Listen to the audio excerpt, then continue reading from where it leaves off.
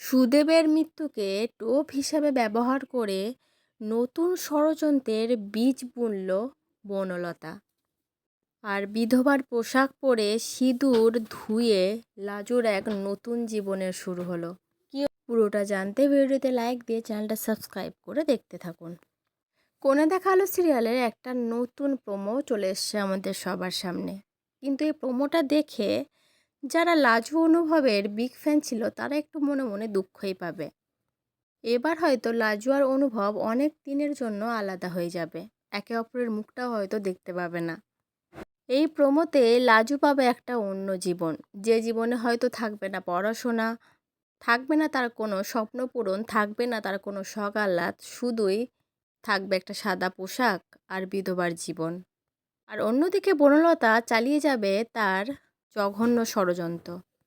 তো এই নতুন প্রোমোতে আমরা দেখতে পাবো লাজু সুদেবের মৃত্যুর পরেই গ্রামে পৌঁছায়। আর গ্রামে যেতেই কমলা তো রেগে আগুন হয়ে যায় লাজুকে দেখে। কমলা বলতে থাকে, কেন এসেছো তুমি? আমার ছেলেটাকে খেয়ে তোমার শান্তি হয়নি?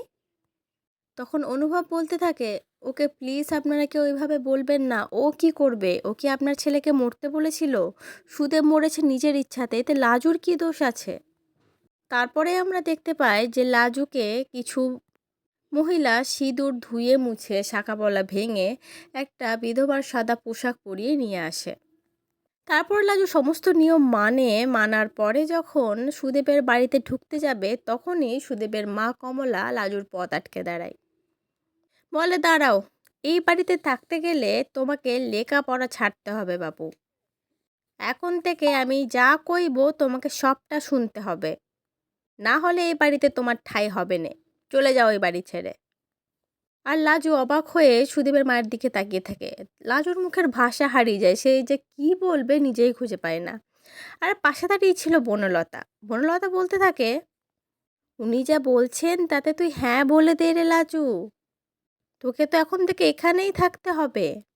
এবার দেখার পালা বনলতার ষড়যন্ত্র কত দূর পর্যন্ত যায়। লাজুর আর কি কি ক্ষতি করতে পারে বনলতা। আচ্ছা, কি মনে হচ্ছে বন্ধুরা, লাজু কি সত্যি সত্যি তার পড়াশোনা ছাড়ার সিদ্ধান্ত নিয়েই নেবে? আর ওই সুদেবের বাড়িতে এরকম বিধবা বউ হয়ে সুদেবের থেকে যাবে? আর সুদেব কি সত্যিই মারা গেছে, নাকি বনলতার কথা মতো শুধুই অভিনয় করছে?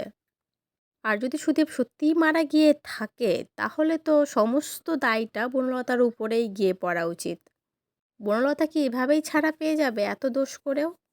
আবার এটাও হতে পারে যে বনলতার কথা শুনে সুদেব অভিনয় করতে গিয়ে হয়তো সত্যিই মারা গেছে, বা বনলতা চক্রান্ত করে সুদেবকে হয়তো কোথাও আটকে রেখেছে, যাতে লাজু তার শ্বশুরবাড়িতেই থেকে যায় আর কোনো দিন অনুভবের বাড়িতে ফিরে যেতে না পারে, অনুভবের জীবনেও ফিরে যেতে না পারে।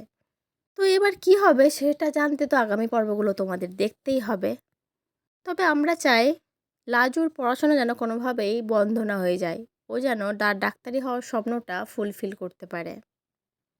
এক অন্য জীবন চলে আসলো লাজুর, বিধবার জীবন। এবার কি করে কাটাবে লাজু, কি করে সমস্ত বাধা পেরিয়ে লাজু তার স্বপ্ন পূরণ করবে, সেটাই দেখার। তো কেমন লাগলো নতুন প্রোমোটা অবশ্যই কিন্তু কমেন্ট করে জানিও। পরবর্তী আপডেট নিয়ে তাড়াতাড়ি আসছি, সঙ্গে থেকো, সাথে থেকো, চ্যানেলটা সাবস্ক্রাইব করে দিও। ধন্যবাদ।